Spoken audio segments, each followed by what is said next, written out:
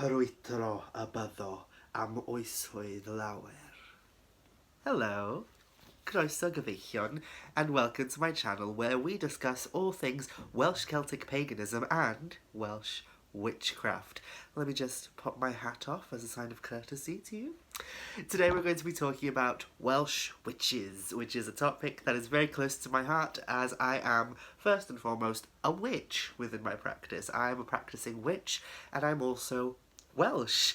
If you're new to this channel, hello, my name is Mara and I am a witch who is originally from the Isle of Anglesey or Ynys Môn in North Wales. I created this channel as a means to share aspects of my cultural practices and traditions that stem from Cymru or Wales. And today we're going to talk about Welsh witchcraft and the idea of the witch in Welsh culture. Now, of course, how could we talk about Welsh witches without talking first and foremost about the Welsh witch goddess Ceridwen? If you are familiar with the tales of the Mabinogi and the history of the mythology of Wales, then you might be familiar with Hanes Taliesin, a very, very important and prominent story within Welsh myth. In Hanes Taliesin, we are introduced to a character known as Ceridwen. Ceridwen is a wise and old witch who is very, very knowledgeable. And when I say old, I don't mean old as in she's old in age, but old as in she's a very old soul. She's a very old entity and being who is very, very much connected to her regional landscape. She lives on the shore of what is now known as Llyn in Bala, or I think actually they lived on an island in the middle. The cauldron that she had made for herself to concoct a potion of pure awen, or a potion of inspiration, rested on the shores of Llyn. Now, of course, Ceridwen was a witch who was ruthless. She made a plan for something and she had to follow through with it. And her plan in Hanes Taliesin was to help her son, Morfran, who had been dubbed Avagddu by society because he was purely ugly. She wanted to help him become more socially acceptable, and she believed that if he had to be ugly, if he had to be absolutely repulsive to look at, then the one thing that would save him is if he was granted exceptional wisdom and knowledge. And so she decided to brew a potion of awen. And of course, awen, I've made a whole video on what awen is. Awen is the spirit of divine inspiration. It is an energetic force that connects all things. It's a very beautiful and ancient ideology of a magical and potent force. And she thought she could concoct a potion made of awen and give it to her son Morfran, and that he would be imbued with the wisdom and knowledge of the universe. And she succeeded. She made a potion of awen. She did it. So she was a very powerful and prominent witch. And of course, if you know the story, you know that some stuff goes down and Morfran does not end up being the one taking the potion, and it ends up accumulating into the birth of Taliesin, a very famous prophet within Welsh mythology. A prophet and a bard. Now, this video is not about the story of Taliesin. This video is about Welsh witches, but we had to touch upon Ceridwen because she is very much the archetype of a witch in Wales. She was a powerful sorceress. She was learned in witchcraft, sorcery, divination. You know, she had this large cauldron. Her symbol is the cauldron, and she is revered today by Celtic pagans as the goddess of inspiration, the goddess of the witches, goddess of magic. She is very much a goddess of transformative teachings. And so, of course, she imbues everything it means to be a Welsh witch. And so yes, she would be very much the archetype of what a Celtic pagan witch would be. And I very much honour her and work alongside her as a magical ally within my Celtic pagan witchcraft. And I do tend to look to her as a form of inspiration when formulating my style of witchcraft. But let's dive into the idea of the witch in Wales, because I think it's a very, very interesting topic. Now, Wales did not have a very, despite characters such as Ceridwen being prominent in our mythology, The idea of the witch, as we know it today, as comes from Anglo kind of mythos, this woman who, or this person, I suppose, because there were men who were also convicted as witches, but this person who was in line with the devil, who was evil, who was horrible, and who cursed and manipulated people through the means of magic. This kind of ideology didn't exist in Wales. The idea of this witch as this fearsome and horrid creature didn't exist in Wales, and that is reflected by the fact that there were relatively no witch hunts in Wales as there were in England, even in the lowlands of Scotland and various other regions in Europe. Wales was virtually untouched by the witch craze, and the areas of Wales that were touched by the witch craze were very English areas with a highly English population. And so I think that makes it clear that the Welsh didn't really have a concept of what the witch was as it pertained to the English concept of the witch. Now, that doesn't mean that we didn't have a tradition of magical practitioners and magical specialists operating in Wales. We very much did. There was a huge tradition of magical specialists operating in Wales. The first of this type that I can think of are the Awenyddion.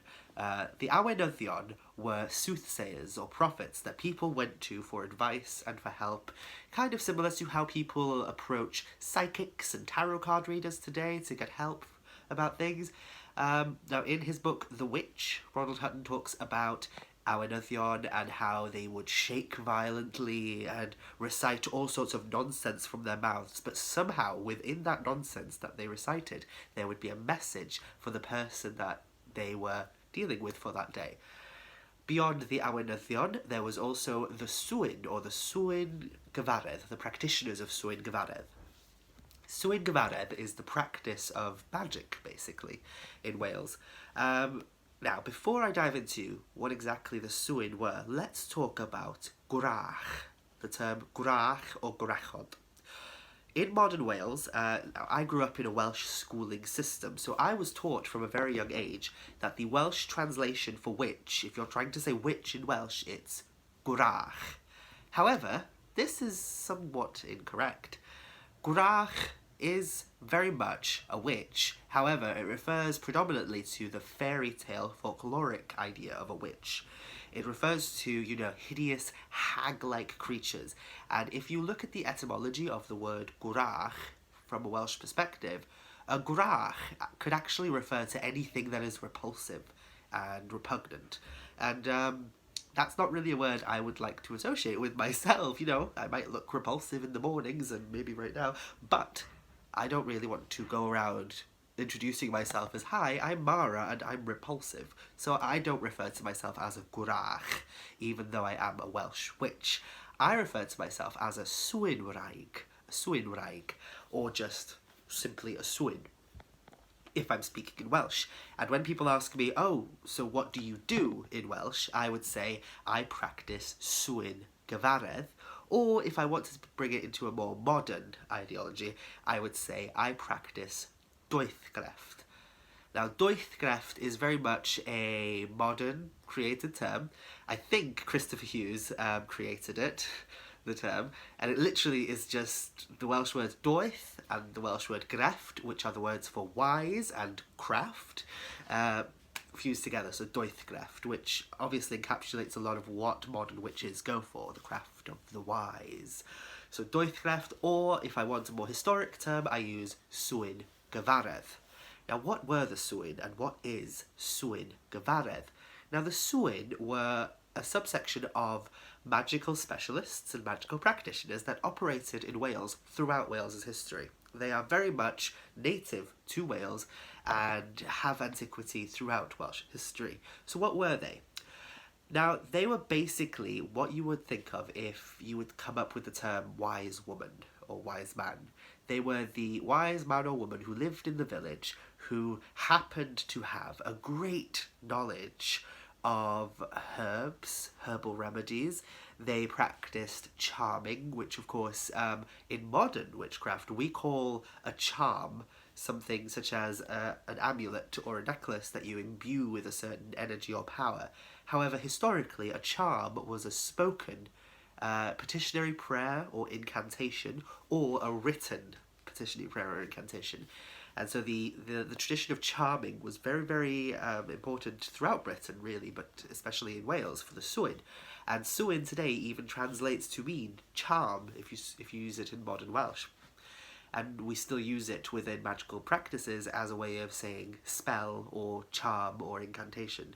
So we'd say, oh, this is a Swyn for protection, say it. But we also refer to the Swyn as the practitioners of magic. A Swyn Wraig is a Welsh word for a woman who practices magic, a witch basically. And then you've got Swyn Ŵr for a man who practices magic. Or if you were just looking for something gender neutral, you also have Swynydd, a Swynydd. And I covered these in my Welsh terminology video that I did a few days back. But yes, so the Swyn were practitioners of magic that operated in Wales. And a good example of Swyn, now this isn't like the English witch, where, you know, they were wise men and women. Sometimes they were wise men and women, sometimes they were just innocent bystanders, but sometimes they were just wise men and women who happened to give out herbal remedies, and they did not refer to themselves as magical practitioners at all. The Swyn in Wales, those who practiced Swyn Gyfaredd, very much self-identified as practitioners of magic. Gwen Ellis was the first woman to have been convicted of witchcraft in Wales, and she self-identified herself as a Swyn Wraig, just as I do. And of course, she was very much the epitome of what you would think of if you think of a wise woman or a witch in modern terms. She sold linen at a market, and that was her day job. She sold linen and cloth that she made herself at the market. However, under the table on her market stall, she would also have herbal remedies, tinctures, and all sorts of poultices that she would have made herself. She sold those to the public if they had ailments and illnesses and such. She also practiced charming, so she would go to people's houses and she would heal them via the method of charms, petitionary prayers and incantations. She also helped people find lost objects via the use of divining skills, and she also helped people place protective charms and protective magic upon themselves to help shield them from baneful magic, and she self-identified as doing all this stuff. Of course, there was no real pagan element to what they did. A lot of what they did was very much Christian in nature. If you look up the charms, the spells and incantations of Gwen Ellis, she did call upon Jesus, the Virgin Mary, and God within her spells, and so she operated in a very Christian way, which is not surprising. Wales has been Christian for centuries, absolutely centuries. So of course, a lot of the practitioners of magic would have worked with Christian ideologies and would have had Christian beliefs. But yes, she was the first woman convicted on charges of witchcraft, surprisingly, or not surprisingly really, by those who came from England. And the allegations behind her was that she had cursed someone. Now, within Welsh culture, a curse was actually quite prominent. Cursing and baneful magic was a huge aspect of magic in Wales. If you read the story of the Llandonna witches, then you will see a curse in there, which I kind of was reading aloud as this video opened. Don't worry, you're not cursed just from hearing the opening verse of that curse. The opening verse of that curse. Ooh, I'm rhyming. But yes, that curse is one I've memorised somehow just because I've heard it so many times from a very young age. It starts with Crwydro y byddo am oesoedd lawer. Curses in Welsh folklore were very much intense. So the curse from the Witches of Llandonna story has the witch cursing someone that they will be wandering for the whole of their lives, wandering around aimlessly, and every time they go for a walk somewhere, they're going to fall. And every time they fall, they're going to be injured. And every time they're injured, they're going to break a bone. And every time they break a bone, it's not going to be any particular bone aside from the collarbone, and they will break their collarbone consistently throughout their life. And that is how intense and wild the curses in Wales were. However, the type of curse that Gwen Ellis was accused of using was a backwards charm. So, as I said, charms were often spoken, incantations or prayers. However, sometimes they were written down, and they were usually written down in the forms of a protective charm that you'd put in a pouch or keep in your house somewhere, and that would protect you via the magic of the charm. However, if you wrote a protective charm backwards, that would suddenly do the opposite of what the desired effect was. So if you had a charm of protection and you wrote it backwards, it would no longer be a charm of protection, it would be a curse. If you wrote a charm for good health and you wrote it backwards, then that's a charm for bad health or ill health. So yes, she was convicted based on that, an idea of being a curser. Now, the word in Welsh for a benevolent or not a benevolent, that's the wrong word, for a malevolent witch, someone who practices negative, baneful magic, was a rheibiwr or a rheibes. Now, a rheibiwr for a man or a rheibes for a woman, because rheibio was the act of cursing. That's how prominent cursing was in Welsh culture. We had an entire word for it. And there's various other words as well within Wales for different magical practitioners and specialists because they were just so common. Like I said, we had the awenyddion, we had the swyn, the swynwraigs, the swynwrs, the swyners. And then we also had the rheibiwr, the rheibesau, those who practiced malevolent magic. We also had consiriwr or conjurers. And then we also had dynion and gwragedd hysbys or cunning folk. We had all sorts of magical specialists operating throughout the history of Wales, and witchcraft and magic has always been a huge integral part of Wales's culture. Even the witch's hat might have origins through Wales. Now, a lot of the stereotypes of what we associate with the fairy tale image of the witch, with their conical hats and such, might be based on the stereotypes surrounding Welsh people. Because, of course, if you've ever looked at a Welsh peasant costume from history, you'll notice that the hats look very similar to this, and they also wear cloaks and long dresses. Another aspect of how Wales might have contributed to the stereotypes associated with witches is that the Lancashire witches, of course, the witches of Pendle and such, very prominent witches throughout England's history, were said to have associations with witches from Wales. And so the idea of a witch learning or stemming from Wales actually made her more powerful in English folklore and fairy tale traditions, because Wales was considered a land of pure paganism, of pure heathenism for a lot of the English back in the Middle Ages. And so the idea that you are a witch who has connections with Wales meant that you must be a very powerful witch. A lot of what I've spoken about today in this video comes from Richard Suggett's A History of Magic and Witchcraft in Wales. Some of it also comes from Ronald Hutton's book The Witch and Triumph of the Moon. And then we also have a few other books on Welsh folklore and such. I'll put a little bit of a bibliography down below so that you can check these things out. And also from Welsh sources such as Coelion Cymru, The Beliefs of Wales, which is a 1938 book all about the beliefs surrounding witches and magic in Wales. And so, yes, that is the video for today. I hope you liked my little ramblings about witches in Wales and how witches today could formulate a lot of their practice based on Wales. I often get asked by people, how can you be a Welsh Celtic pagan and be delving down the realms of witchcraft rather than druidry? Are you not more connected to the idea of druids, especially because I come from Anglesey? But the thing is, druidism and druidry is a beautiful religion, and I can see the deep connections with the landscape of Wales in druidry. But there's just something about witchcraft and magic, the practice of magic, that is just so completely Welsh to me, and it helps me connect a lot to my culture, especially when you look at the history of magical specialists and practitioners in Wales. Thank you for watching, and I hope you've enjoyed this little ramble about Welsh witchcraft. If you like my video, go check out my other videos. I have a whole selection now of videos about Welsh Celtic paganism and magic and witchcraft, and there's going to be more coming. I've only just started. So if you like what you see, give me a like or a thumbs up and subscribe, and I will see you very, very soon. Oh, also, I've been told by friends that I should probably try and market my Instagram page while I'm on here. I probably should. I do have an Instagram, and it is at Mara_Starling. So if you are on the grams of Insta, maybe come find me. Thank you so much for watching. Goodbye.